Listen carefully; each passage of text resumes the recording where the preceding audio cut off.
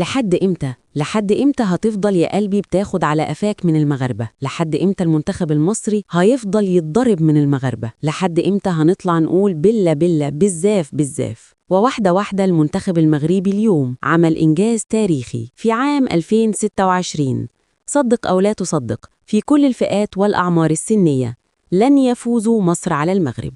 يعني وانت مغمض كده انت محطوط عليك من المغرب، وانت مفتح كده انت مضروب بالجزمة من المنتخب المغربي. لأول مرة في تاريخ كرة القدم منتخب واحد فقط يفوز على كل المنتخبات في كل الفئات السنية والعمرية. حتى الآن المغرب لا يخسر، ولا يخسر إلا من كان يعاديهم. حتى الآن المغرب لا يخسر، ولا يخسر إلا من يعاديهم. يا صديقي يا عزيزي، المنتخب المغربي بطل في كل الألعاب والأعمار، بالقوة وبالعقل، بالعقل وبالمنطق. منتخب بيكسب كل الفرق، بيكسب كل البلاد، بيكسب كل اللعيبة، بيكسب كل حاجة في العالم. المنتخب المغربي يضرب بيد من حديد، ضربة قاتلة، ضربة ناهية، ضربة قاسمة، ضربة بتحسم كل الجدل وبتنهي كل الخلافات، بتخلينا قاعدين مش فاهمين هو مين معانا ومين مع مين. المنتخب المغربي بالراحة يا جماعة، مش كده والله، ما كده ولا ينفع يكون كده، ولا في كورة بالشكل ده. يا تلعبونا معاكم وتسيبونا نغلب ونتغلب زي أي كورة وأي لعبة، ينفضها سيرة أحسن يميه. المنتخب المغربي بيكسب المنتخب المصري في كل الألعاب، في كل الألعاب. 19 سنة المصري بيتغلب 3 و4، 20 المصري بيتغلب 2، اتغلبنا 6، الأولمبيات اتغلبنا 6، 17 سنة مغلوبين 2، 16 سنة مغلوبين 2. في إيه؟ هو المنتخب المصري دلوقتي بقى بيلعب كرة القدم ليضرب فقط؟ هو كله ضرب ضرب، مفيش شتيمة ولا إيه يا مغاربة؟ المنتخب المغربي يصفع مصر صفعة من حديد، ويعيد له في أذهانه المزيد والمزيد. المنتخب المغربي شامخ بعيد، يقف بكل قوة، يقول هل من منافس اليوم؟ المنتخب المغربي بسيفه العنيد القوي الشديد القاتل لكل المنافسين يقف ويقول هل من منافس اليوم؟ في حد قادر يلاعب المغرب النهاردة؟ في حد عايز يتبهدل من المغرب النهاردة؟ في حد عايز يتعذب المغرب النهاردة؟ المنتخب المغربي جالس ينتظر أي حد يقول أنا عايز ألعبه. المنتخب المغربي النهاردة بيقول الكل اللي هطوله هحطه له. المنتخب المغربي النهاردة لن ولن ولن يفكر أن يرحم أحد. هيقدر يلاعب حد، هيقدر يشارك في حد. قالنا محدش يتكلم. مصر اتغلبت، تونس اتغلبت، ليبيا اتغلبت، الجزائر اتغلبت، كل المنتخبات بتتغلب، تلعب تلعب تلعب وتأتي عند المغرب انحناء، محدش بيعدي. المنتخب المغربي بيفرض سيطرته من جديد على قارته، وشكلنا كده هنلغي اسم البطولة. بدل ما هي بطولة كأس شمال القارة، هنخليه كأس المغرب ومنافسيه من القارة. المفروض المغرب نسمي بطولة باسمها.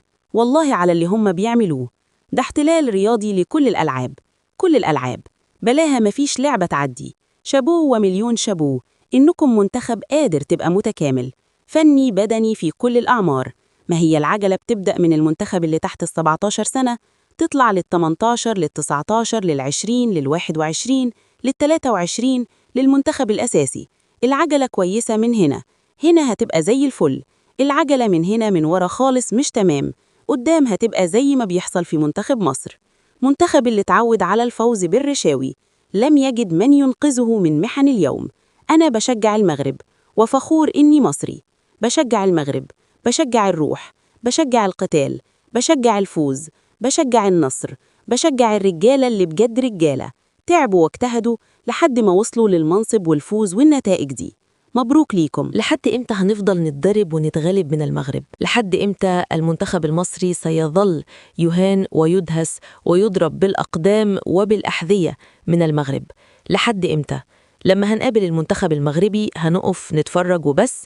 لحد إمتى هنتغلب عشان إحنا دايما بنتغلب؟ هو إحنا ما بنعرفش نعمل حاجة في شمال القارة؟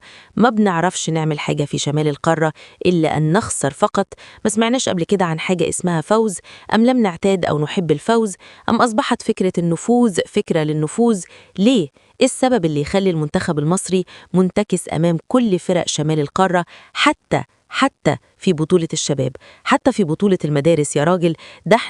انت لو جبت الأطفال الرد على لعيبه المنتخب المصري هتتغلب. المنتخب المصري وهو يلاعب بدلاء شمال إفريقيا، الأسود الأشبال، أولاد الأسود، بيتهزم، ده بيتنفخ. دي كانت عركة ما يعلم بيها إلا ربنا. المنتخب المصري كان ضرب النهاردة في المباراة. أنا لأول مرة أشوف المنتخب المصري بيلعب حل حوش. المنتخب المصري ما كانش بيلعب كرة قدم، ده كان بيلعب أي حاجة. حل الله يسترك، خبط في رجل ده وخبط في رجل ده. انتهت المواهب ولا إيه؟ مصر أرض الرياضة تلغي الرياضة. انتهت المواهب المصرية باعتزال الخطيب وأبو تريكة. الأجيال اللي طالعة ما شاء الله بتلعب باسم مصر حاجة تحصن، حاجة تقرف، حاجة تخليك ترجع. بتلعب منتخب زي المنتخب المغربي العظيم، تعترف أولا إنه منتخب عظيم، أشباله عظماء، تحت 17 سنة عبقرة، تحت 20 وال21 أبطال للعالم، منتخب أساسي ومحلي نجوم العالم، ده لا خلاف عليه. لما تيجي تلاعب الناس دي، لو مش هتعرف تلعبهم متع نفسك، لو مش هتعرف تكسب العب بشرف. ألم تسمع من قبل شرف المباراة وشرف الرجولة والقتال في المباراة؟ الخسارة بشرف.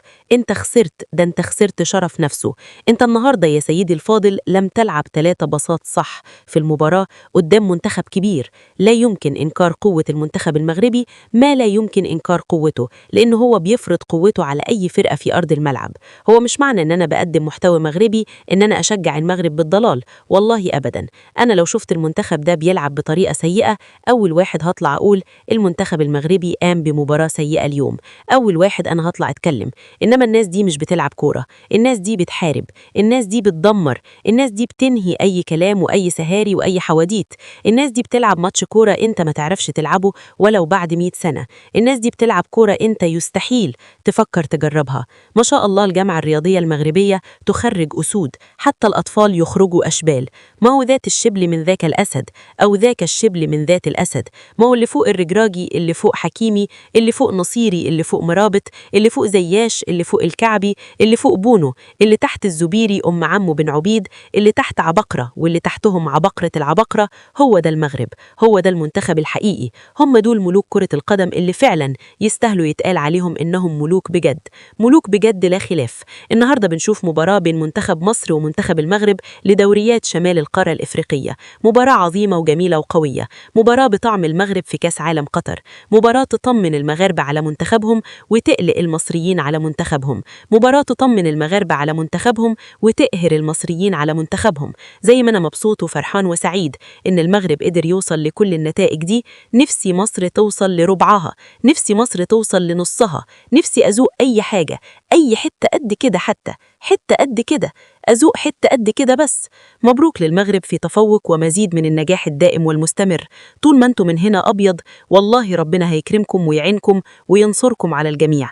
مش هطول عليك أكتر من كده صديقي العزيز، ما تنساش تفاعل مع الحلقة باللايك وبالاشتراك في القناة. شكرا للجميع، والسلام عليكم ورحمة الله وبركاته.